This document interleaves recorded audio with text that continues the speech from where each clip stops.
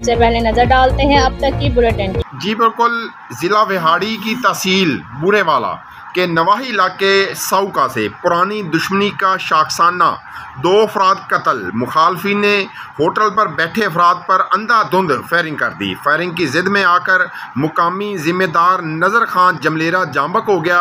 Hotel खोखे का मालिक मेहनत कश अफ्तार उर्फ मट्ठू भी फायर लगने से जांबक हो गया। कातलों ने भागते हुए दुकान के बाहर खड़े नौजवान को भी फायर कर मार दिया। शदीद जख्मी नौजवान को अस्पताल मुंतकिल कर दिया।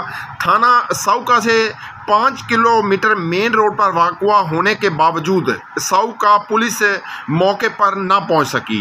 लवाहकीन का कहना है कि डीएसपी बूरेवाला के आने तक वर्षा का लाशें उठाने से इनकार कर दिया है। जी बिल्कुल, पुरानी दुश्मनी के नतीजे में साउका में 2 अफराद कत्ल हो चुके हैं और 1 अफराद जख्मी हालत में अस्पताल मुंतकिल कर दिया गया है। जी, कैमरामैन टीम के साथ मोहम्मद शमून नज़ीर, विहाड़ी।